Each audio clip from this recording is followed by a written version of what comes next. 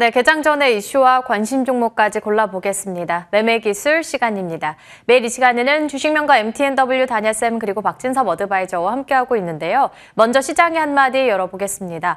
오늘 다니엘쌤은 야당의 승리, 금투세 폐지, 밸류업 정책 후퇴 우려라고 말씀해 주셨고요. 박진섭 어드바이저는 삼성이 픽한 반도체 제조업체, 주목할 만한 황금주 찾아보자 언급해 주셨습니다. 그럼 먼저 다니엘쌤 만나보겠습니다. 선생님 안녕하십니까? 네, 안녕하십니까? 네, 오늘 우리 시장에는 총선에 대한 결과 반영될 거고 CPI에 대한 충격도 반영될 거고요. 그리고 또 옵션 만기라는 변동성 안고 시작될 텐데 기준은 어떻게 잡고 대응하는 게 좋을까요? 일단은 이제 4월은 이제 과열 부분이 냉각돼야 되는 그런 조정이라고 말씀드렸고요.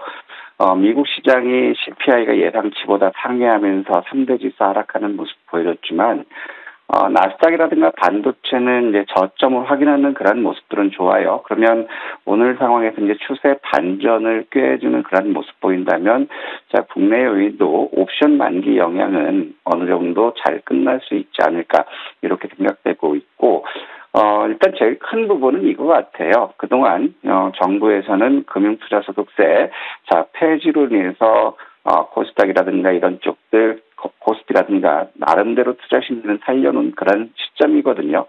자, 현재 정부 여당에서는 금수대 폐지에 대해서 부정적인 그러한 경향을 보인다면 결국에는 실망 매물이 증가될 수 있지 않을까 이런 생각이 들어요.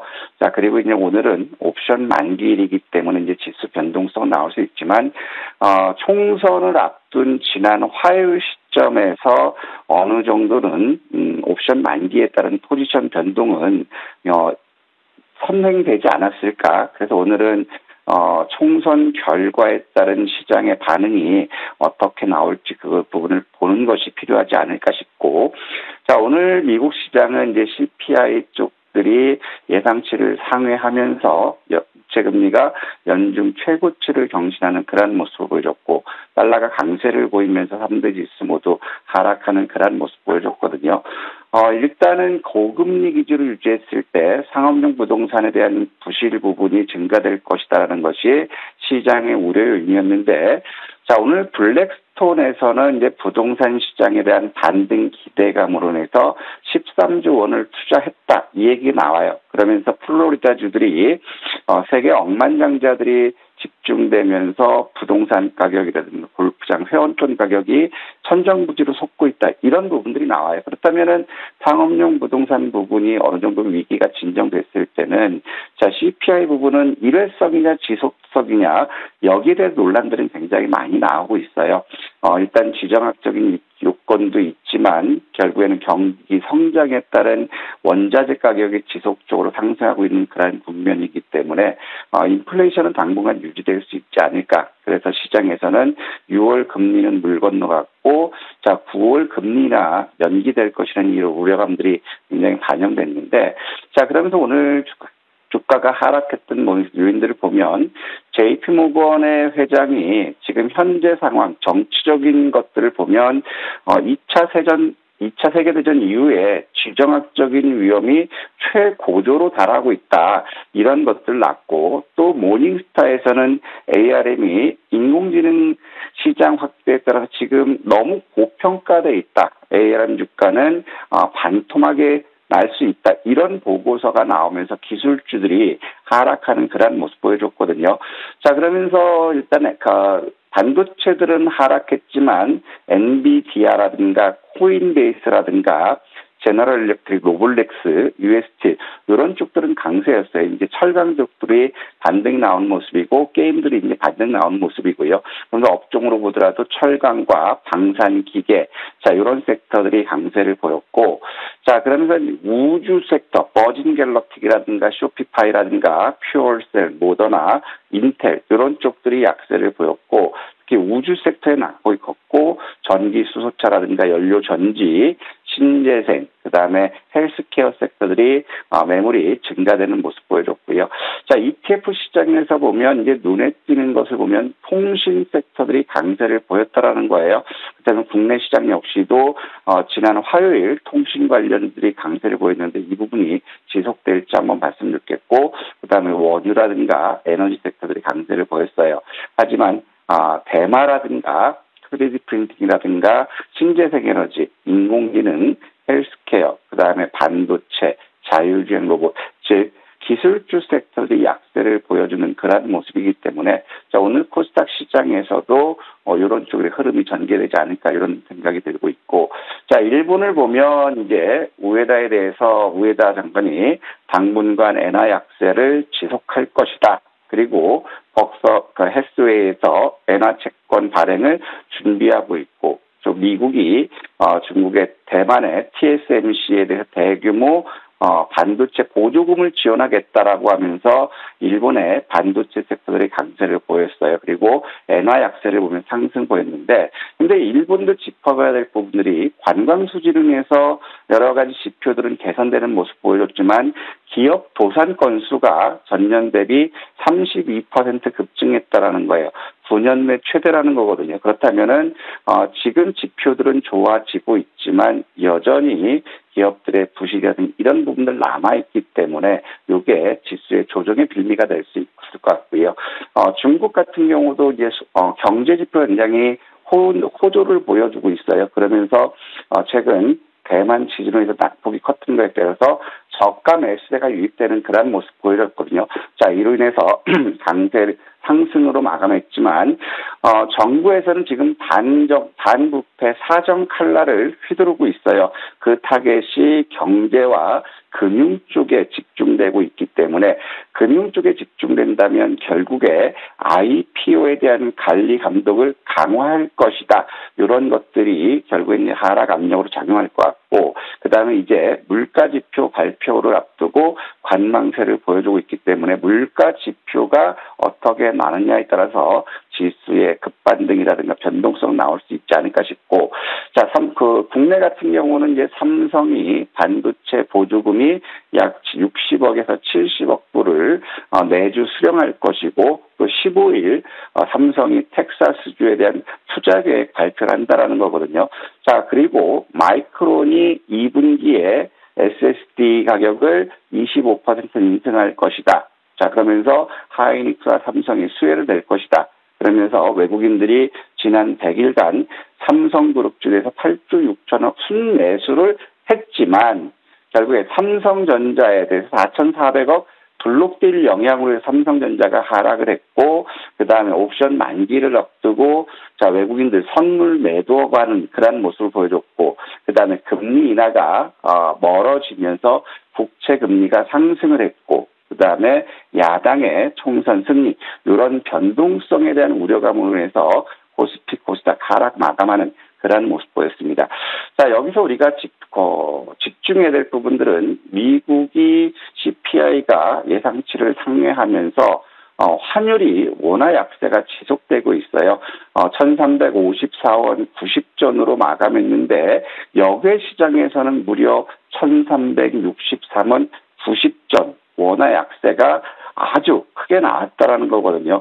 자, 그렇다면 환율이 이렇게 급등하는 그런 모습 보여주면 수출주들은 호조라고 증권가에서는 발표들을 하겠지만 결국에 이게 호재는 아니라는 거죠. 그래서 우리가 계속해서 원달러 환율을 지켜보자고 했는데, 원달러 환율이 이렇게 됐을 때는 결국에는 소비 심리가 더 위축될 수 있고, 자, 국내 소비자 물가지가 더 상승할 수 있는 그런 우려 요인들이기 때문에 환율이 안정화될 때까지는 자, 보수적으로 접근해야 되지 않을까 이렇게 판단되고 있고, 자, 코스피에서는 외국인들이 삼성그룹주라든가 그다음에 PBR 이런 쪽들 매수는 3천억 순매수를 보였어요. 그러면서 2조 2,600억 매수 늘렸지만 코스닥에서 209억 순매도가 나서면서 3,759억으로 순매도를 늘렸고, 특히 선물에서 순매수 기조를 유지하다가 2,500억 순매도를 보이면서 1조 1,800억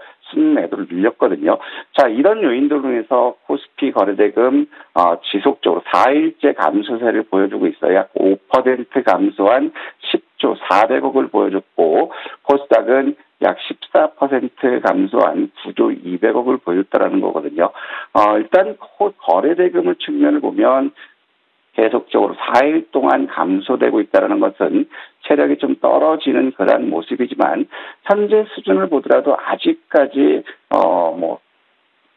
위험이 급증했다라고 보기는 어려워요. 하지만 거래대금은 점차 감소되는 그런 모습 보인다면 결국에 숨고르기가 나올 수 있을 것 같고요. 자, 그렇지만 이제 고객 예탁금은 2.7% 증가되면서 55조 9,300억이 이렇게 했고요. 또 CMA 없이도 0.7% 상승하면서 81조 6,100억, 최고를 경신하고 있는 그런 모습이고, 마켓머니 펀드에서는 1조 6천억 유출되면서 205억을 유치했어요. 자, 예탁금이라든가 CMA 마켓머니 펀드 보더라도 아직은 유동성은 괜찮기 때문에 시장에 너무 비관적일 필요는 없지만 숨고르기 과정에 대한 준비를 해야 되겠다, 이런 말씀드리고 싶고, 따라서 오늘 우리가 시장이 하락 출발할 가능성 굉장히 높겠죠. 그런 상황에서 우리가 오늘 본다면 통신 섹터와 방산 기계, 그다음에 피부 미용, 의료기기 섹터들 우리가 집중해서 말씀드렸겠고, 엔비디아가 2% 이상 강세를 보였기 때문에 엔비디아 관련들 부각될지 지켜보자, 이런 말씀드리고 싶습니다. 자, 그러면서 4월은 계속해서 3월부터 말씀드렸던 부분이 쉬어갈 시점이고 과열에 대한 맹각이 필요한 시점이다, 이런 말씀 드렸어요. 그리고 총선에서 여당이 승리한 그런 국면이기 때문에 갭 상승에 대한 갭매움 조정은 반드시 필요하다라고 말씀드렸거든요. 일단 갭 밴드 내에서 2690포인트 코스피 기준으로 요거를 지지하는 테스트가 나올 수 있을 거거든요. 2690 지지받는다면 결국에 갭 하락했던 부분, 그 부분까지 박스권으로 움직일 수 있겠고, 2690이 이탈한다면 결국에 2670, 2650 여기서는 강한 하방 경직을 보이지 않을까, 이런 판단이 들어요. 그래서 지금은 미국이나 일본이나 유럽연합이라든가 그동안 강세를 본 신고가 경신했던 것에 대한 추가 상승 동력이라든가 모멘텀이 없다라는 거죠. 그래서 쉬어가는 그런 상황이라는 것이고, 그리고 이제 밸류업 기업들에 대해서 정부 정책이 다음 주 월요일 날도 있지만 이 PBR 쪽들에 대해서 외국인들이 지속적으로 순매수가 유입될지 지켜보자. 그렇다면은 이제 숨고르기 국면 들어간다면 그동안 반도체 쪽이라든가 바이오 쪽이라든가 배터리 이쪽으로 집중했던 자금들이 실적 대비 저평가된 그런 개별 종목으로도 매기가 확산될 수 있는 지금 그런 가능성은 있거든요. 그래서 지수 조정 시점에서는 실적은 호전되는데 중소형주로 해서 도매금으로 해서 주가가 하락한 것들에 대해서 분할 매수 쪽으로 봐야 되겠고, 여전히 외국인들의 선물 매매 동향과 환율 동향, 이거를 체크해 본다면 장중 변동성을 가늠할 수 있고 지수의 방향성을 우리가 어느 정도는 합리적으로 판단할 수 있기 때문에 이 부분은 항상 체크해 보자라고 말씀드리고 싶고요. 자, 오늘 준비된 행사를 보면 과기부와 IPA에서 생성형 레드팀 챌린지 행사가 있어요. 그렇다면은 인공지능 쪽들 낙폭과에 따른 반등 나올지 봤으면 좋겠고, 중국에서 2024년 국제의료기기 박람회가 있어요. 그러면 피부 미용이라든가 의료기기 섹터들이 되겠죠. 그 다음에 지멘스 CEO와 오늘 면담이 있고, MOU 체결이 있어요. 그럼 지멘스 관련 스마트 팩토리라든가 로봇 부품들을 부각될지 보고, 그다음에 오늘 옵션 만기이기 때문에 지수의 변동성이 어디서 하방 경직을 볼지 확인해 보자, 이 말씀드리고 싶습니다. 종목으로는 계열사 중에서 가장 잘 나아가고 있는 HD 현대에너지솔루션, 그리고 요즘 방산 잘 나아가니까 코츠 테크놀로지랑 바로 반등이 나왔던 대명에너지까지 함께 보도록 하겠습니다. 현대에너지솔루션이라든가 대명에너지는 어제 상승했던 부분이 이거죠.